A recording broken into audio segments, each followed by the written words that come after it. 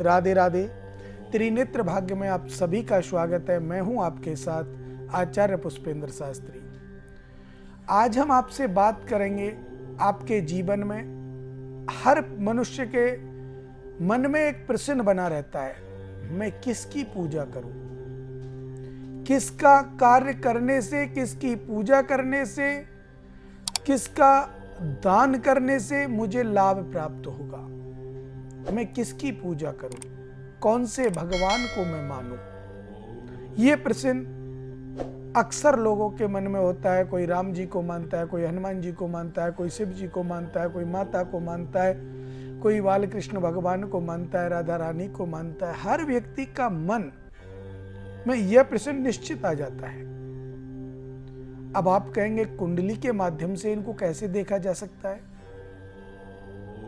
विशेषकर जो चीज होती है, जो आज मैं बताने वाला हूं, वो ध्यान से सुनने की है कि देखो, लिखा हुआ है कि एक साधे सब सधे, सब साधे सब जाए। एक साधे सब सधे। अगर आप एक को इष्ट बना लेते हैं, चाहे आप हनुमान जी को इष्ट बना लीजिए, भोलेनाथ को इष्ट बना लीजिए, राम जी को इष्ट बना लीजिए, माता रानी को इष्ट बना लीजिए, कृष्ण जी को इष्ट बना लीजिए, राधा जी को इष्ट बना लीजिए, किसी को भी एक को अगर आपने इष्ट बना लिया तो पूजा उस एक की करो, सम्मान सब का करो, पूजा भोग आरती सब की करो, लेकिन जो विश्वास है, जो आस्था है, वो सब पर रखो। परंतु जिससे कुछ मांगना आपको है, जिस भगवान से आपको मांगना है, वो उससे मांगो जिसको आपने इष्ट बना रखा है। अपने आप आपके कार्य पूरे होते चले जाएंगे, कोई भी अवरोध आपके कार्यों में नहीं आएगा। इसीलिए इष्ट प्रबल जिस व्यक्ति का है, सभी देवी देवता उसके पास रहते हैं, उसका सम्मान करते हैं, क्योंकि उन्होंने एक को पकड़ा हुआ है, एक इष्ट है उनका। अपने गुरु को इष्ट बनाओ, किसी को नहीं बना सकते, अपने माता पिता को इष्ट बनाओ। मुझे तो माता पिता की सेवा ही करनी है, तो आपको पता चल जाएगा कि पूजा आप किसकी करें। कुंडली के माध्यम से जाने कि हमारा इष्ट कौन है। कुंडली में हम किसे पूज सकते हैं, किसका हम पूजन करें, इष्ट हमारा कौन है। तो देखिए, लगन का स्वामी कौन है, सबसे पहले देखना लगन क्या है, लगन का स्वामी कौन है, उसका देवता कौन है, और जो उसका देव है वो आपका इष्ट है। लगन के स्वामी का जो देव है वो आपका इष्ट है, उसकी आपको पूजा करनी चाहिए। तो हम बात कर रहे थे विशेषकर हमारे जीवन में पूजा करने वाली। तो लगन का जो स्वामी है, उसका जो देवता है, वो आपका इष्ट माना जाता है। या फिर मान लीजिए लगन का स्वामी मंगल हो गया, वृश्चिक और मेष लगन में आपने जन्म लिया, तो आपके इष्ट हनुमान जी होंगे। अगर लगन का स्वामी मकर और कुंभ लगन है, उनका स्वामी शनि हो गया, तो शनि का देवता भी हनुमान जी को माना जाता है, और शनि खुद एक देवता है। तो उसमें आपके इष्ट दो होंगे, शनि को भी आप मान सकते हैं, हनुमान जी को भी आप मान सकते हैं। अगर आप कर्क लगन से हैं तो आप भोलेनाथ आपका इष्ट है। आप अगर वृषभ और तुला लगन से हैं तो माता रानी आपका इष्ट बनेगी। चाहे आप शेरा वाली को माने, काली को माने, किसी को माने, लेकिन माता रानी आपका इष्ट बनेगी। कन्या और मिथुन अगर आपका है तो आपके भोलेनाथ और गणेश जी, ये आपके इष्ट बनेंगे। इनमें से आप कोई भी बना सकते हैं। गुरु को भी इष्ट आप बना सकते हैं, ये आपके इष्ट हैं। धनु और मीन, इनका इष्ट गुरु बृहस्पति, भगवान विष्णु इनके इष्ट बनते हैं, या भगवान कृष्ण इनके इष्ट बनते हैं, राम जी इनके इष्ट बनते हैं, क्योंकि एक ही अवतार है। ये इनके इष्ट बनेंगे और गुरु की कृपा इन पर रहेगी। तो जो हमारी लगन है, उन लगनों में जो जो मैं बता रहा हूं, ये हमारे इष्ट होते हैं। तो इष्ट पर हमारा भाव, श्रद्धा, निष्ठा होनी चाहिए। जब इष्ट आपका मजबूत होगा तो बाकी जो भी आपके देवी देवता जिसको भी आप पूजते हैं वो स्वतः ही आपके पास होंगे, आपका कार्य करने के लिए, आपका उद्धार करने के लिए। तो इसलिए कहा गया था कि एक साधे सब सदे, सब साधे सब जाए। अर्थात एक पर निष्ठा बनाइए, एक पर विश्वास बनाइए, एक पर श्रद्धा बनाइए, एक को पूजिए, सम्मान सबका कीजिए।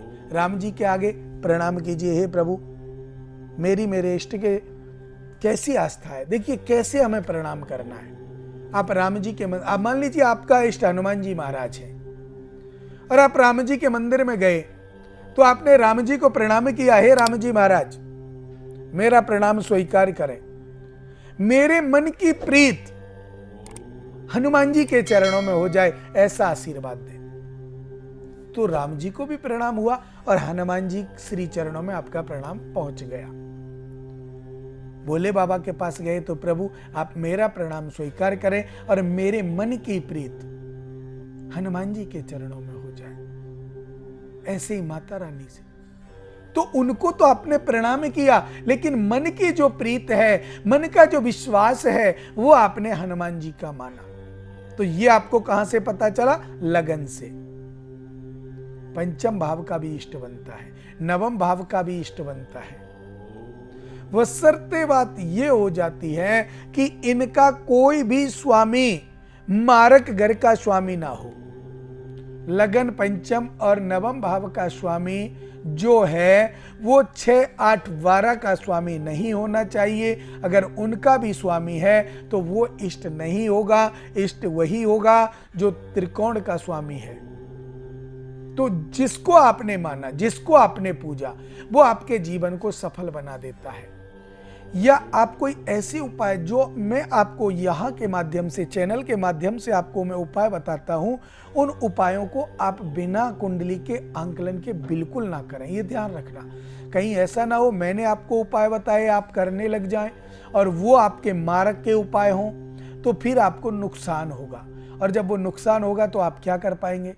परेशानी बढ़ेगी, और परेशानी बढ़ेगी तो आपका जीवन निरर्थक हो जाएगा। फिर आप कहेंगे गुरुजी आपने जो उपाय टीवी के माध्यम से बताए वो मैंने किए। बेटा मैं उपाय उसी बंदे को बताता हूँ, कुंडली देख कर के बताता हूँ, तो उसी हिसाब से हमें उपाय करना चाहिए। कभी कभी यह होता है, देखिए हम रत्नों के बारे में भी बात करते हैं, तो रत्न हम एक दूसरे को देखकर पहन लेते हैं। मान लीजिए किसी ने पुखराज पहना हुआ है तो हमारे मन में आएगा यार इसके पास बहुत पैसा है, इसने पुखराज पहन लिया, इसने ओपल पहन लिया, इसने नीलम पहन लिया, जो भी कोई रत्न उसने धारण किया।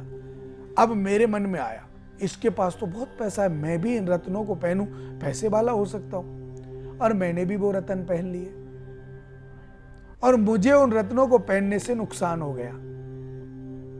क्यों?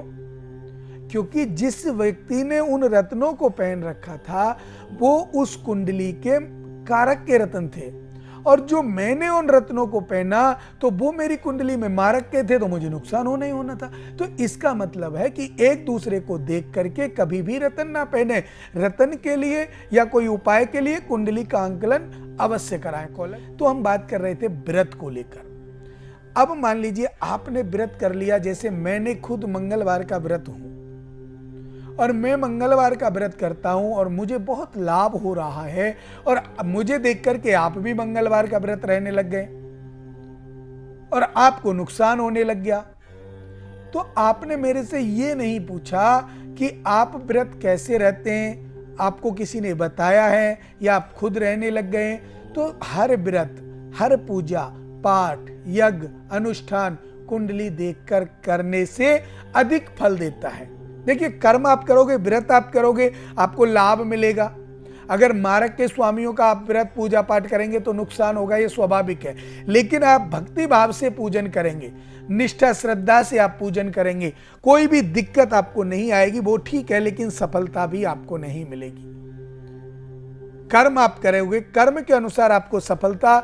इतना कर्म करने पर आपने देखा होगा, आसपास भी देखा होगा, लोग कहते हैं यार बहुत मेहनत करता हूं मैं, इतनी मेहनत करने के बावजूद सफलता नहीं मिलती। कारण क्यों? कर्म वो नहीं करता। कर्म तो करता है, अगला जब इतनी मेहनत कर रहा है वही तो कर्म है, उसको जब वो कर रहा है तब भी उसको सफलता इतनी नहीं मिल रही है, क्योंकि वो रास्ता भटक गया। जो कुंडली का रास्ता है उससे वो अलग चला गया। तो अब उसको बहुत सारी मेहनत करने की जरूरत है, अब उसको बहुत ज्यादा मेहनत करने की जरूरत है, तब जाकर के वो आगे आएगा, अन्यथा नहीं आएगा जब तक वो मेहनत नहीं करेगा। और जब वो मेहनत करेगा तब उसकी मेहनत रंग लाएगी, तब तक उसका समय व्यतीत हो गया होगा। तो इसीलिए कुंडली का आंकलन करने से पहले, जब तक आप कुंडली का आंकलन ना किया हो तब तक ना तो कोई रतन पहनना है, ना कोई यज्ञ अनुष्ठान कराना है, ना कोई व्रत आपको करना है, ना कोई दान आपको करना है। जो भी कुछ करना है कुंडली का आंकलन करके दान करना है।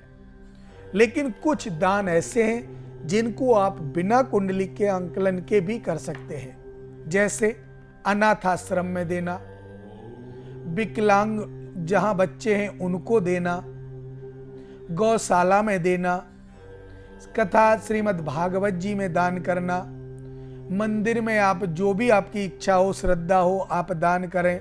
तो वो दान आपका सर्वसम्मति दान होता है, सर्व कल्याण दान होता है। एक के लिए आप दान नहीं दे रहे हैं भाई। आप अगर अनाथ आश्रम में दे रहे हैं तो कितने लोग उसको यूज करेंगे, विकलांग आश्रम में आप दे रहे हैं तो जो बेचारे दिव्यांग रहते हैं लोग, उनका कितनों का उद्धार होगा। जिसके लिए आप दान करें, कुछ ऐसे दान हैं जो आप बिना कुंडली के आंकलन के भी कर सकते हैं, जो मैंने बताया है। कुछ ऐसे दान हैं जैसे कुंडली के अनुसार गुरु का दान, शुक्र का दान, मंगल का दान, तो ये आपको विशेष रूप से देखकर करना चाहिए। समय का अभाव है, जिनकी कॉल यहाँ नहीं लगी है वो हमारे संस्थान में कॉल करके हमसे बात कर सकते हैं। अब मुझे दें इजाजत। राधे राधे।